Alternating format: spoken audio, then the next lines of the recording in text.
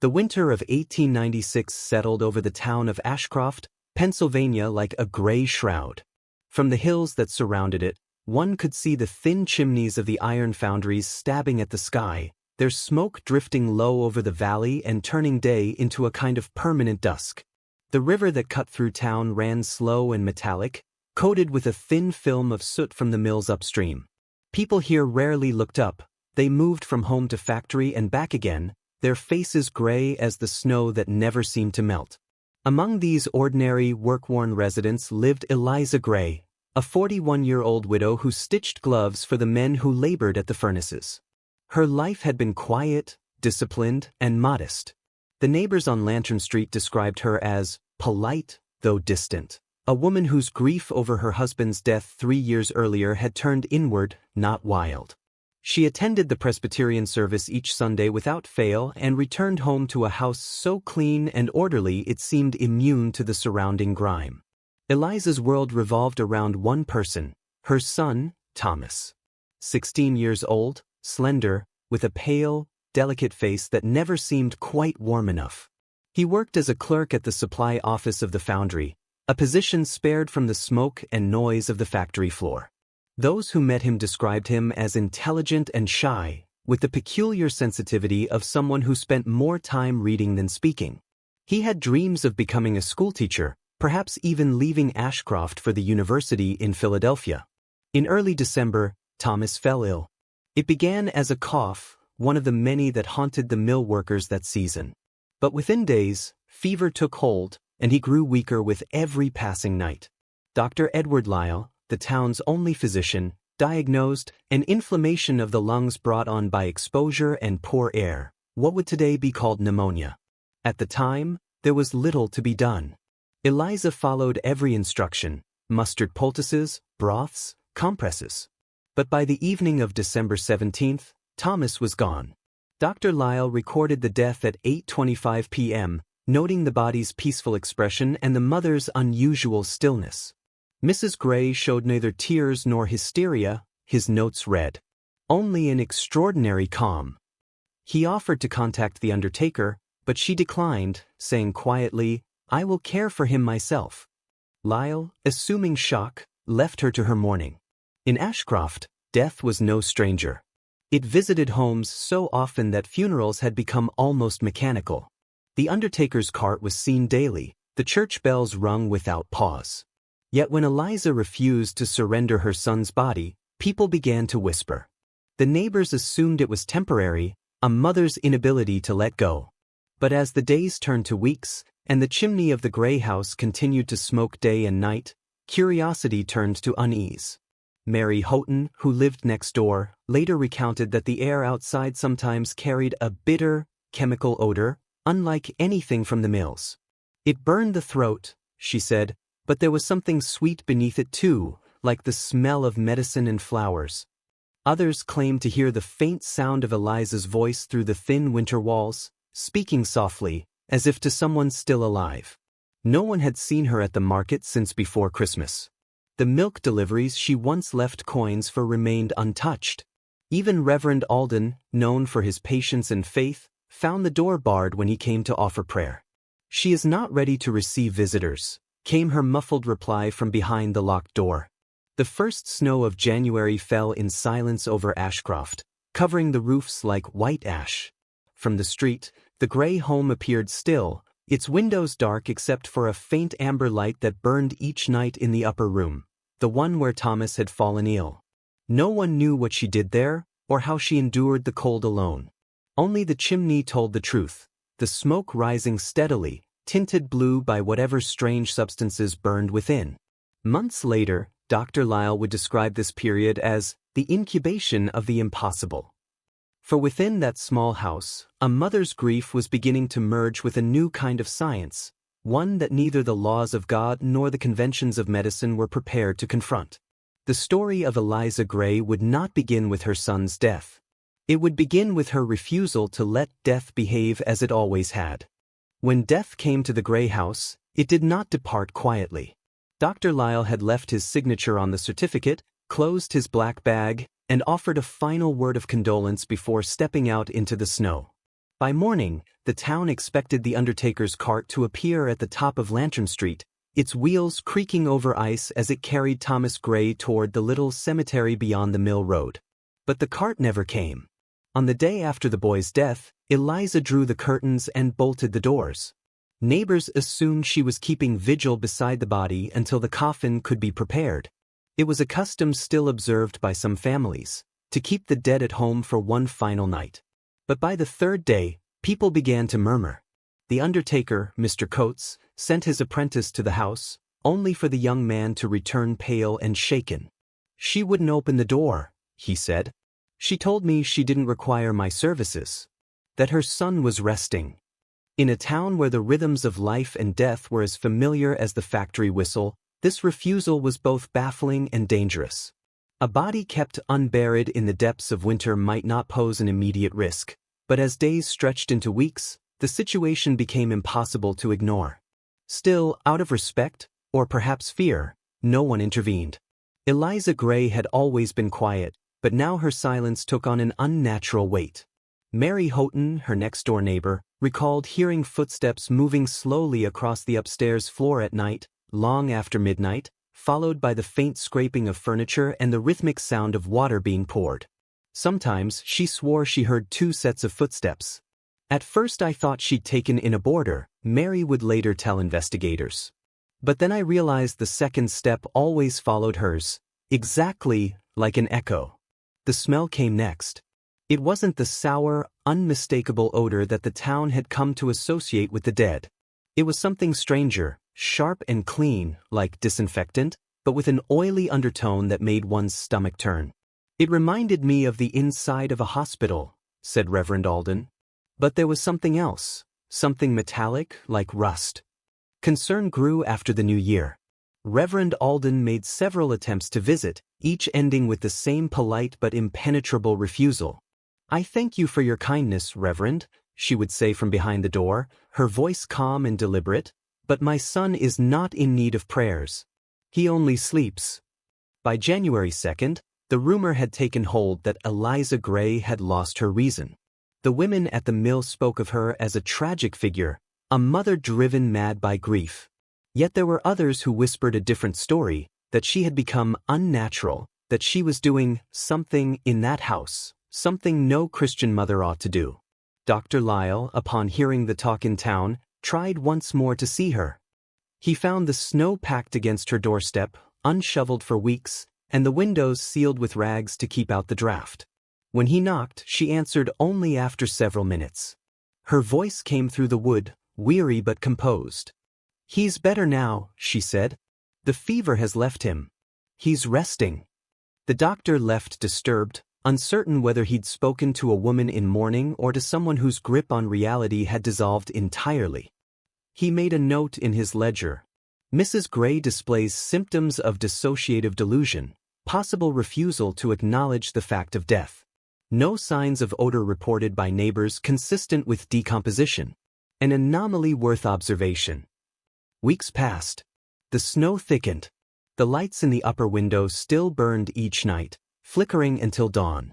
Mary Houghton claimed she once saw Eliza through a thin gap in the curtain, bent over the bed, washing her son's face with a damp cloth. "Her hand was steady," she said. "It didn't look like madness. It looked like care." When February arrived, the unease in Ashcroft turned to alarm. The strange chemical odor had grown stronger, sometimes carried by the wind as far as the market square. Someone reported it to the constable, and whispers reached the council that public health might be at risk. Still, few wanted to be the one to confront her. In that era, the boundary between private grief and public interference was sacred. It would not be until the end of January, when a blue haze began to rise steadily from the chimney, a smoke that smelled of spirits and resin, that the authorities finally decided to act. Dr. Lyle was instructed to accompany the constable and assess the situation. What he found when the door finally opened would soon make its way into the most peculiar pages of his career, and later into the archives of American medical history. But that moment was still to come. For now, Ashcroft waited, the town silent beneath its smoke, and in one shuttered house on Lantern Street, a mother keeping vigil beside something that refused to decay. It was on the morning of February 9, 1897, that Dr. Edward Lyle finally crossed the threshold of the Grey House. The constable, Mr. Reeves, had obtained a warrant from the town council under the pretext of a public health concern. The cold that day was bitter, the air dense with smoke from the furnaces below the valley. Lantern Street lay still, every curtain drawn. Even those who disapproved of the intrusion could not deny their curiosity. The doctor's report, written later that week, described the scene with a precision that bordered on disbelief. The home, he wrote, was immaculate, though the air within was thick with chemical vapors of a most pungent character, likely alcohols, oils, and disinfectants. The smell was not that of death. Eliza met them at the door, her hands red and dry from exposure to cold and chemical. Her face, though pale, bore no trace of the derangement the townspeople had imagined. Her voice was calm. "You needn't have troubled yourselves," she said, leading them to the back room. "He's at peace." The constable hesitated on the threshold of the bedchamber, unwilling to step farther. But Dr. Lyle entered. Thomas Gray lay upon his narrow bed, dressed in a clean white nightshirt. The blankets were neatly folded, the pillow fluffed beneath his head. And though the boy had been dead for nearly 8 weeks, the body showed no sign of decay. The flesh was pale, yes, chalk-like in its stillness, but the features remained serene. There was no discoloration, no odor. Even the fingertips retained their shape. Lyle at first suspected that she had used ice or salts to preserve him. The temperature of the house, however, was surprisingly warm. When he pressed his hand near the boy's wrist, he felt a faint chill, not the deep, rigid cold of frozen flesh, but something different. Controlled. Eliza spoke quietly, as though explaining her work to a colleague rather than defending it to an accuser. She told the doctor that she had been keeping her son safe from corruption. "I read that decay is a process," she said, "not a judgment. If one can alter the process, perhaps the judgment can be delayed." She showed him her instruments, a series of glass jars, some filled with clear liquid, others clouded with residue. On the table near the bed were cloths soaked in carbolic acid, small brushes, and a ledger full of precise notes. On one page, the doctor found measurements written in a steady hand. Day 14, applied second infusion. Ratio, 3 parts spirits, 1 part turpentine, trace of camphor. Temperature steady. No odor present. The doctor was stunned. She had essentially developed her own method of tissue preservation, closely resembling the new embalming techniques being studied in medical circles in Boston and London, though such information was far beyond the reach of a glovemaker's widow. "How did you come by this knowledge?" he asked. Eliza gestured toward a stack of medical journals near the stove. She had borrowed them, she explained, from the Reading Hospital library, under the pretense of studying nursing. "They speak of preserving organs for study," she said. "I only wish to preserve what was dearest to me." Dr. Lyle's notes recorded that her hands trembled only once, when she adjusted the blanket over Thomas's chest, smoothing the cloth as if afraid of disturbing him. "He isn't gone, doctor," she whispered. "He's only waiting. I can feel it, the weight of him, still warm some nights. I've kept him from the rot. The rest will follow." The constable urged that the body be removed immediately, but Lyle, though deeply unsettled, refused to order it. The phenomenon, he later wrote, was too extraordinary to destroy without study. Instead, he cautioned her to cease all chemical use until he could consult the district medical board. She agreed politely, though the faint smile on her lips suggested she would do no such thing. As they left, the doctor noticed something peculiar. The windows of the room had been sealed from within with layers of beeswax and cloth, creating a perfect barrier against outside air. And beneath the bed, arranged with near-ritual precision, were bowls of salt and ice, replaced regularly to control the temperature. Outside, the constable muttered a prayer. "She's meddling where no mother ought to meddle," he said. But Dr. Lyle's mind raced with another thought. What if she had truly discovered something new? That night he could not sleep. His dreams were filled with the boy's face, not dead, not alive, but suspended between the two, untouched by either God or time. In his journal he wrote a final line beneath the day's account. Mrs. Gray has created in her grief a laboratory of the unholy, where devotion performs the work of science and love experiments upon the flesh of death itself. By the spring of 1897, word of Eliza Gray's strange experiment had spread beyond Ashcroft's narrow streets. It was first whispered in the parlor of the apothecary, then carried in letters to Reading and Harrisburg. Some called it a curiosity of chemistry, others spoke of blasphemy.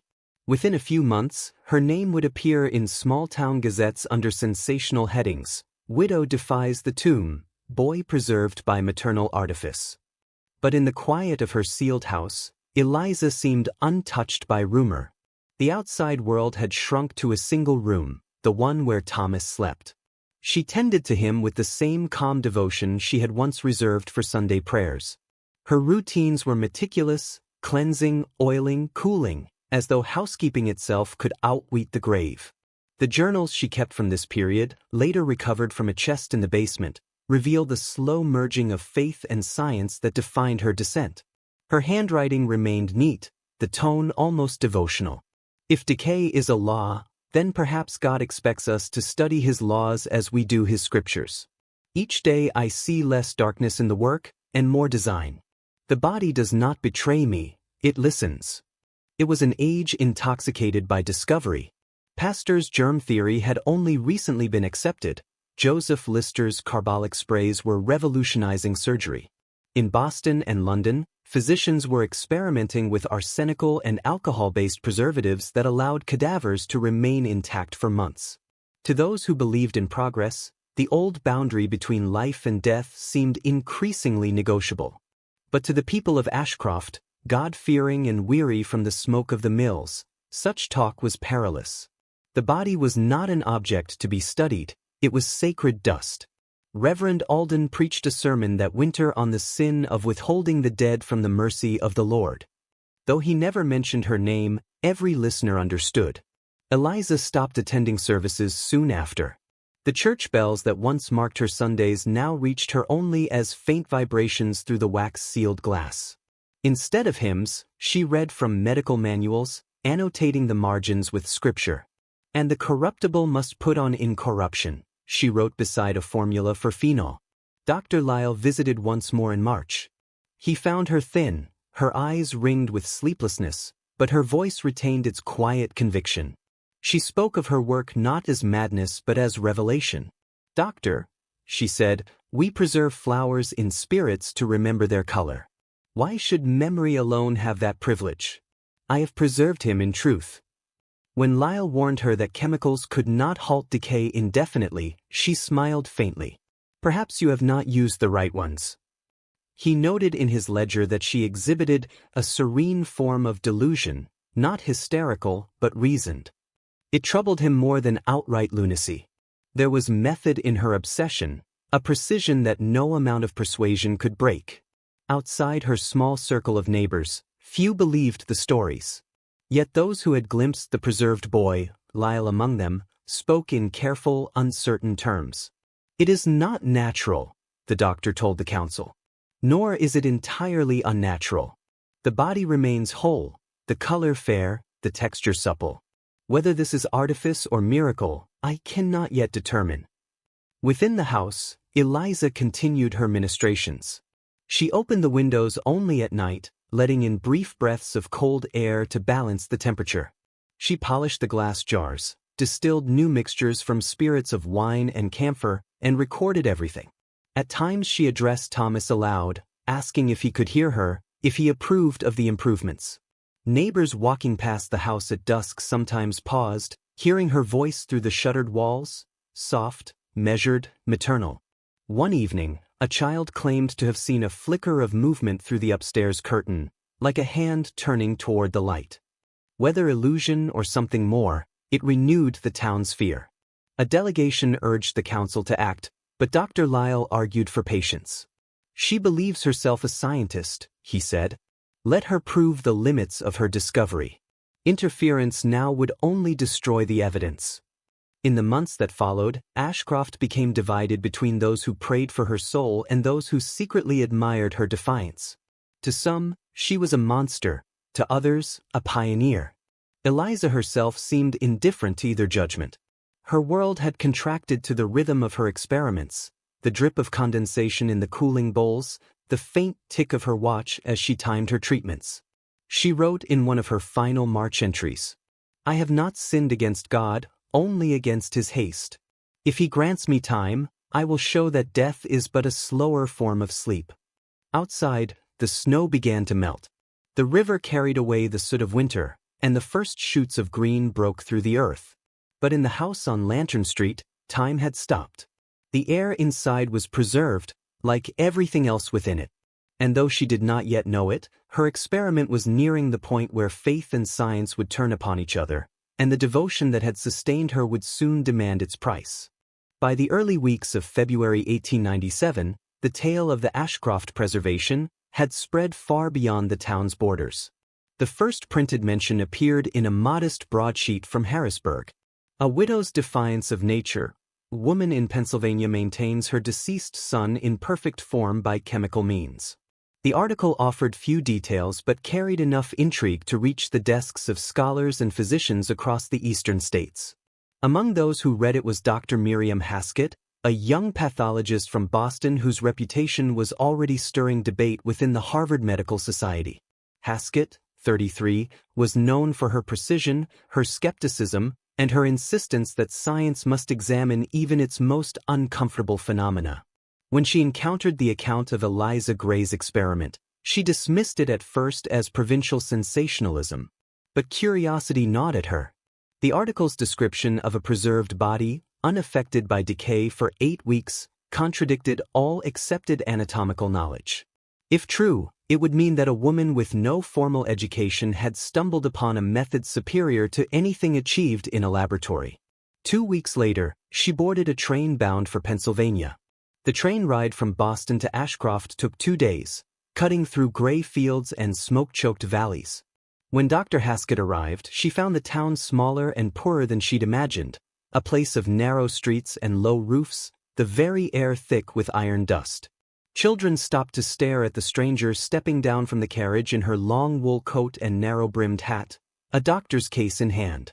Dr. Lyle received her in his office, a room lined with ledgers and the faint scent of carbolic acid. He was relieved, even grateful, for her interest. "I have seen it with my own eyes," he told her. "The preservation is extraordinary, but I fear the woman's mind has broken under the strain." That afternoon, the two physicians approached the Gray residence together. Eliza opened the door before they could knock twice. Though surprised, she showed no alarm at the sight of the woman doctor. "You've come to see my son," she said, as if expecting her.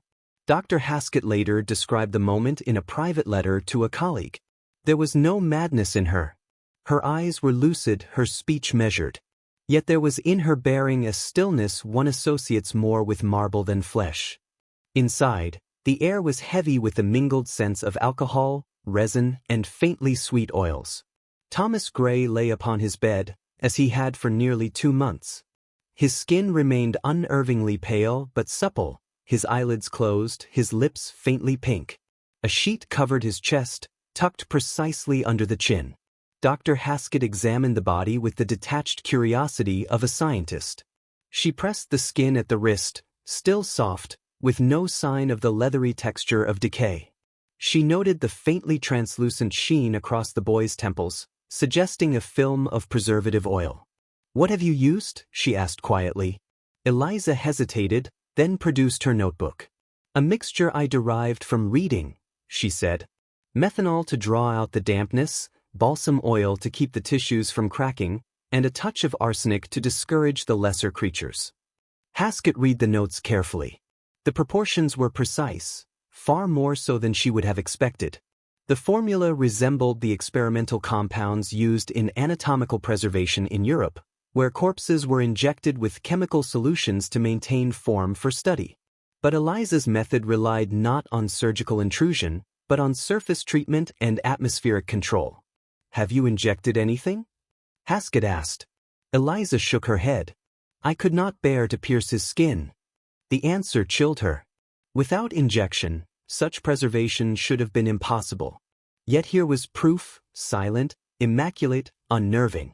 Later that night, in her lodgings at the Ashcroft Inn, Dr. Haskett wrote in her field journal, "Mrs. Gray's process, though born of ignorance and grief, appears effective beyond reason. She has discovered by accident what our laboratories pursue by design. Yet she mistakes stillness for salvation, preservation for life." The next morning, Haskett returned alone, bringing a small vial to collect a sample of the mixture. Eliza allowed it, though she watched closely, protective as a mother over a sleeping child. "Tell them in Boston," she said, "that I have not defied nature. I have only slowed her hand." When Haskett departed 3 days later, the town's whispers swelled anew. Some believed the Boston doctor had come to expose the fraud. Others claimed she left convinced that Eliza had uncovered a miracle. But in truth, Dr. Miriam Haskett's report would not appear until years later, buried within an academic journal few would ever read. In its final paragraph she wrote, "There is, perhaps, no line between devotion and delusion, only a question of who is watching and how long the body endures." By late March of 1897, the fragile equilibrium within the Gray household began to erode. The winter frost that had once preserved the air around the small cottage softened into damp spring rain, and with it, the first unmistakable signs of change appeared. A faint discoloration emerged along Thomas's jawline, not enough to alarm a casual observer, but to Eliza's eye, it was a wound-in time. She increased her regimen immediately. The chemical mixtures that had once been applied every 3 days were now administered twice daily. The little glass bottles on her shelf multiplied, new concoctions combining turpentine, lavender oil, and increasingly potent doses of arsenic. The house, once filled with the faint sweetness of medicinal oils, took on a sharper, almost metallic tang. Eliza refused to open her windows, fearful that the humid air would undo her work. Candles burned at all hours, casting long wavering shadows that made Thomas appear to breathe when none did. The neighbors noticed her less and less. The curtains never moved, and her garden, once meticulously tended, grew wild beneath the early spring sun. Dr. Lisle visited once more, attempting to reason with her. He found her thinner, her hands trembling from exhaustion. "Eliza," he said, "this must end. You're poisoning yourself with these vapors. Whatever peace you seek, it won't be found here." But Eliza only smiled faintly. "You don't understand. He isn't gone, not completely. The body remembers how to live if you keep the world from taking it." The doctor left without argument, leaving behind a warning that went unheeded. That night, Eliza recorded in her notebook, "He fades when I sleep. I must not let him fade. The solutions must reach deeper. Perhaps warmth, perhaps pressure, something to keep the life from sinking away." Her handwriting, once neat and ordered, now slanted wildly across the page. She began heating her mixtures before application, believing that warmth might encourage the blood to return. The effect, however, was disastrous. The heat caused subtle swelling beneath the skin. The once smooth surface began to tighten and crack. Desperate, she turned to sealing wax, pressing it gently into the damaged areas, smoothing them with trembling fingers. By mid-April, the illusion of peaceful repose had begun to unravel. Thomas's skin grew paler still, stretched thin like parchment. The fragrance of oils could no longer mask the sour undercurrent of decay. Yet Eliza refused to see it. She spoke to him as always, reading from the Psalms, humming lullabies from his childhood. "You're resting, my boy," she whispered. "You just need time." When the spring storms arrived, the moisture in the air became her enemy. The walls wept condensation, and the chemical fumes grew thicker. Neighbors reported seeing her carrying heavy pails of liquid from the back of the house at all hours. At night, a dim yellow glow pulsed from the upstairs window, sometimes flickering violently as if a dozen candles burned too close together. Word of her deteriorating condition reached Dr. Miriam Haskett in Boston. Concerned, she wrote to Dr. Lisle urging him to intervene before the woman succumbed to illness or madness. But by the time the letter arrived, the situation had already reached its quiet breaking point. One evening, near the end of April, a strange sound echoed through Ashcroft, a low, rhythmic hammering from the Gray home, continuing for hours into the night. Mary Holt, the nearest neighbor, later told the constable she had seen Eliza through the window, working by lamplight with methodical focus, her face streaked with sweat. The next morning, the hammering ceased. Inside the house, Eliza had constructed what she called her renewal frame. It was a crude wooden scaffold built around the bed, designed to support the body as she worked on new treatments. She began injecting her mixtures directly into the tissue using hollow needles purchased from a traveling apothecary, a technique she had once sworn never to attempt. At first, she believed it was working. The body seemed firmer, less sunken. She wrote excitedly in her notes. The renewal succeeds. The form holds. His peace returns when I do not fear. But within days, the discoloration spread. The skin around the injection sites turned gray-green, the veins beneath like faint dark rivers. Eliza tried to conceal it with powder and thin layers of wax tinted with rose pigment, yet the illusion was failing. The final entries in her notebook are fragmented, almost incoherent. He watches me even now. The breath may return. I must not stop the ritual. The world outside wants to take him, but I am stronger. I am the hand of time turned backward. When Dr. Lyle arrived again, summoned by the smell that had begun to drift across the street, Eliza refused to let him in. Her voice from behind the door was calm, even serene. He's resting, doctor. Please don't disturb him. We are almost through the darkness. It would be another month before anyone saw her again. By mid-May of 1897, the situation at the Gray residence had become impossible to ignore. The odor that drifted from the shuttered home was not the sharp tang of chemicals anymore, but something earthier, heavier, unmistakable to any who had known death. Neighbors began avoiding the lane altogether, crossing to the far side of the road and whispering prayers when they passed the little house. The constable, urged on by complaints, knocked twice on the front door one afternoon but received no answer. Through the curtains he glimpsed only stillness, the dim outline of furniture, a candle guttering in the daylight. He left word with Dr. Lyle, who, already burdened by guilt and dread, resolved to act before the town forced its hand. That evening he sought out Reverend Parris, the local minister, and together they agreed upon a plan. We must treat her not as a criminal, Lyle insisted, but as a soul afflicted. Her grief has become its own disease. The next morning, under a gray, windless sky, the two men walked the short path to Eliza's door. The front garden had grown wild, tangles of ivy creeping over the porch railings. The air smelled faintly of decay and camphor, the uneasy marriage of life's end and its attempted denial. Lyle knocked gently. Eliza? It's Dr. Lyle. Please, open the door. We only want to help. No sound answered. He turned the knob. To his surprise, it yielded easily. The house inside was dim, curtains drawn tight. The once orderly space now seemed shrunken, the furniture coated in a thin film of dust and chemical residue. Every surface bore evidence of her work: jars half filled with yellowed fluids, rags stiff with resin, pages of calculations written in a trembling hand. They found her upstairs. Eliza sat beside the bed, her posture perfectly straight, her hands folded in her lap as if waiting for confession. Her face was pale and hollow, streaked with faint burns from spilled solvents. The air in the room was stifling, saturated with the sweet rot of failed preservation. Mrs. Gray, said the Reverend softly, you've done all you can. It's time to let him rest. Her eyes, slow to lift, carried no madness at that moment, only exhaustion so deep it bordered on peace. He was resting, she said. He was at peace until they all began to doubt. Dr. Lyle approached the bed. Beneath the tangle of sheets lay what remained of Thomas. The preservation that had defied nature for months was collapsing into ruin. The skin had darkened and drawn tight. The features were still recognizable, but the illusion of life was gone. Lyle's voice broke. Eliza, he's gone. You must see that now. I see only what is mine, she murmured. He was meant to remain. I kept him as God keeps the stars, by will alone. The Reverend placed a hand on her shoulder. Your love was pure, but love cannot command the grave. You've carried your son farther than any mother should.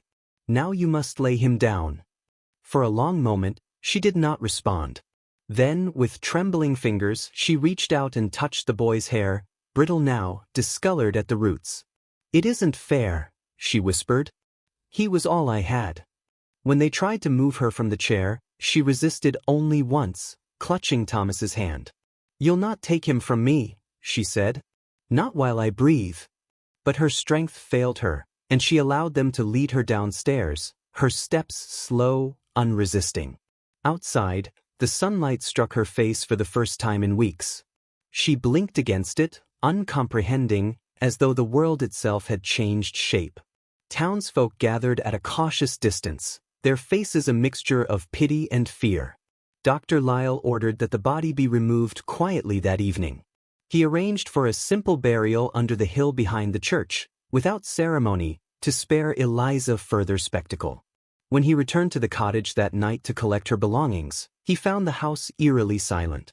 The tools, the bottles, the notebooks, all lay in perfect order, as if she had prepared for departure long before. Among the papers on her desk was a final entry, written in a steady but faint hand. "If the Lord made time to carry us from one moment to the next, then I have only held still what he made to move. Forgive me if I have mistaken stillness for grace."